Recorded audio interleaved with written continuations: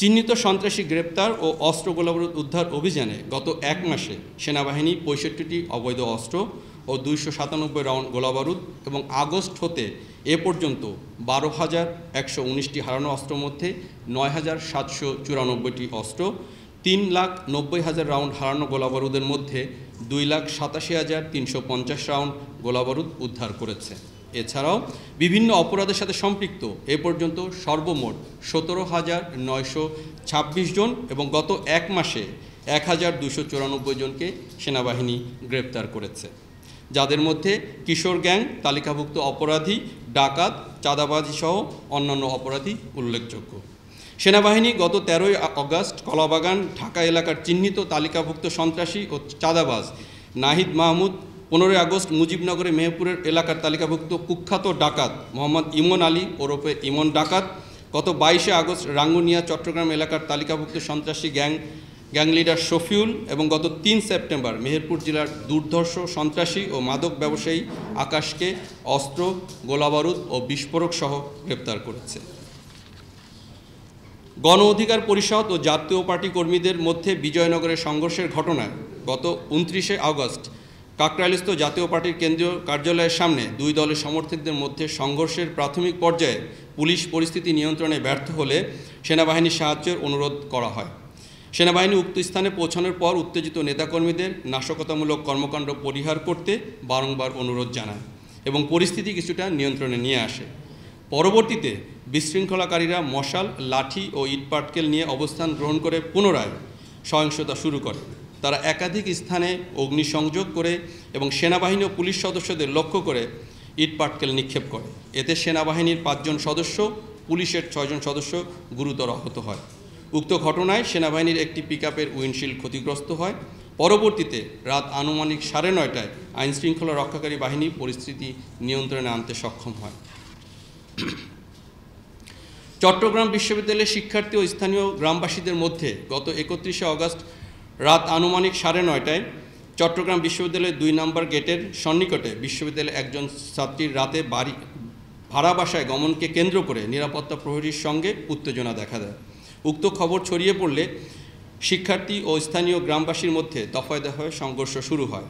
আইনশৃঙ্খলা রক্ষাকারী বাহিনী পরিস্থিতি নিয়ন্ত্রণের চেষ্টা করে ব্যর্থ হয় এবং সংঘর্ষ চলাকালে পুলিশের ৩টি গাড়ি ভাঙচুর করা সহ কিছু পুলিশ সদস্যের উপর হামলা চালানো হয়।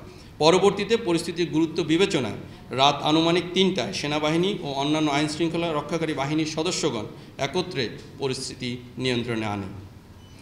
এভারগ্রিন কোম্পানি নীলফামারী উত্তরা ইপিজেডে গত ২ সেপ্টেম্বর সকাল ৮:৩০টায় এভারগ্রিন কোম্পানির শ্রমিকদের বকেয়া বেতন ও অবৈধ শ্রমিক ছাঁটাইয়ের কারণে উত্তেজনা দেখা দিলে উত্তেজিত শ্রমিকরা মূল গেটের সামনে অবস্থান নিয়ে বিশৃঙ্খলা সৃষ্টি করে। এক পর্যায়ে তারা কর্তব্যরত পুলিশের উপর ইটপাটকেল ও লাঠি দিয়ে হামলা চালিয়ে কিছু সদস্যদের মারাত্মক আহত করে এবং একজন সদস্যের অস্ত্র ও গোলাবারুদ ছিনিয়ে নেয়। পুলিশ পরিস্থিতি নিয়ন্ত্রণে ব্যর্থ হলে সেনাবাহিনী ও পুলিশ একত্রে পরিস্থিতি নিয়ন্ত্রণ করে। উক্ত ঘটনায় অনেক পুলিশ সদস্য সহ ৬ জন সেনা সদস্য আহত হয়, যার মধ্যে একজন সেনা সদস্য বর্তমানে আইসিইউতে চিকিৎসাধীন রয়েছে। মাদকের বিরুদ্ধে অভিযানে গত এক মাসে সেনাবাহিনী খিলগাঁও, কাফরুল, কলাবাগান, নাখালপাড়া, যশোর, মুন্সিগঞ্জ, গাজীপুর, হবিগঞ্জ, ময়মনসিংহের বিভিন্ন স্থানে সফল অভিযান পরিচালনা করে ৩৭৮ জন মাদক ব্যবসায়ী এবং গত আগস্ট হতে এ পর্যন্ত মাদকের সাথে সংশ্লিষ্ট সর্বমোট ৫,৯৫৪ জনকে গ্রেপ্তার করেছে। চোরাচালান প্রতিরোধে সেনাবাহিনী গত ৩, ৬ ও ২৭ আগস্ট সিলেট ও সুনামগঞ্জ জেলার বিভিন্ন স্থানে চোরা কারবারিদের বিরুদ্ধে অভিযান পরিচালনা করে ২,১৯,০০,০০০ টাকার বিভিন্ন পণ্য জব্দ করে। হাসপাতাল এলাকায় দালাল চক্র দমনে গত ২৬ আগস্ট মহাখালী ক্যান্সার হাসপাতালে অভিযান পরিচালনা করে জনসাধারণের নিকট বিভিন্ন অনিয়ম করে অতিরিক্ত অর্থ নেয়ার অভিযোগে দালাল চক্রের মূল হোতাসহ ৬২ জন দালালকে আটক করা হয়। ভেজাল প্রসাধনী সামগ্রী উৎপাদনকারী প্রতিষ্ঠান ও কারখানায় বিশেষ অভিযান পরিচালনার অংশ হিসেবে গত ১৭ আগস্ট শ্রীনগর, মুন্সিগঞ্জে ভেজাল প্রসাধনী সামগ্রী উৎপাদনের সাথে জড়িত প্রতিষ্ঠানকে সাময়িকভাবে বন্ধ করা হয় এবং প্রতিষ্ঠানটির সঙ্গে সংশ্লিষ্ট অপরাধীদের গ্রেপ্তার করে পুলিশের নিকট হস্তান্তর করা হয়।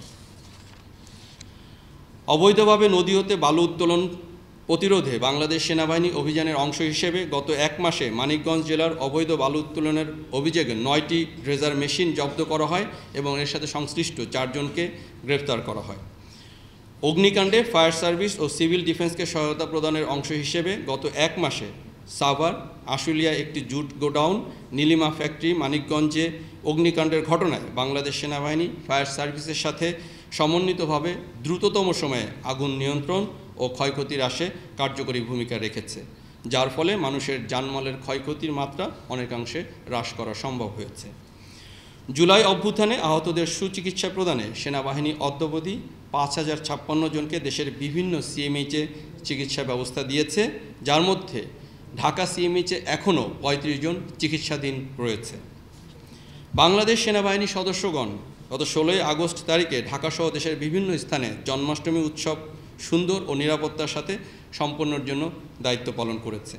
সেনাবাহিনী দেশের সাম্প্রদায়িক সম্প্রীতি বজায় রাখাসহ বিদেশি কূটনৈতিক ব্যক্তি ও দূতাবাসগুলোর সামগ্রিক নিরাপত্তা নিশ্চিতের কাজে নিয়োজিত রয়েছে। বিগত 1 মাসে পার্বত্য চট্টগ্রামে মোট 8টি গোয়েন্দা তথ্য নির্ভর অভিযান পরিচালনা করা হয়। উক্ত অভিযানে মোট 18টি আগ্নেয়াস্ত্র, 61 রাউন্ড অ্যামিউনিশন ও মাদকসহ অন্যান্য সরঞ্জামাদি উদ্ধার করা হয়। অভিযানগুলোতে মোট 37 জন সন্ত্রাসীকে গ্রেপ্তার করা হয়। এর মধ্যে 17 জন জেএসএস, 2 জন ইপিডিএফ, 1 জন এমএপি সদস্য এবং 4 জন মাদক ব্যবসায়ী, 2 জন মানব পাচারকারী এবং 11 জন বিভিন্ন অপরাধের সঙ্গে জড়িত ছিল।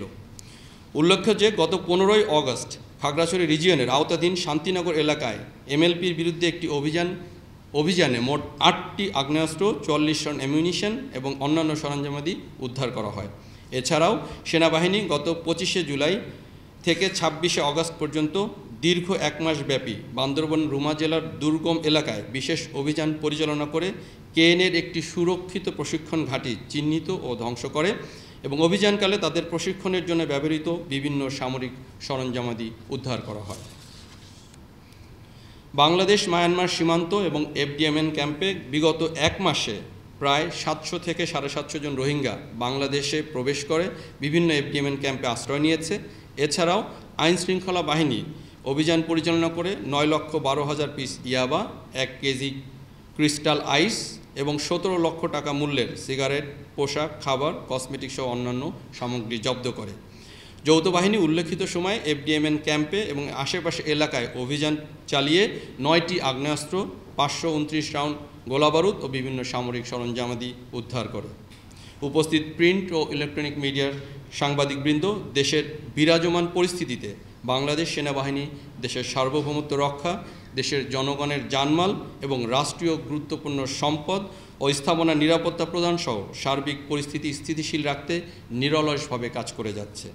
সম্মানিত সেনাবাহিনী প্রধানের দিক নির্দেশনাকে অনুসরণ করে সেনা সদস্যরা আইনশৃঙ্খলা রক্ষায় অন্তর্বর্তীকালীন সরকারের সংশ্লিষ্ট মন্ত্রণালয়, আইনশৃঙ্খলা রক্ষাকারী বাহিনী, স্থানীয় প্রশাসন, গণমাধ্যম এবং সাধারণ জনগণের সাথে সম্পৃক্ত হয়ে সার্বক্ষণিক সক্রিয়ভাবে দায়িত্ব পালন করছে।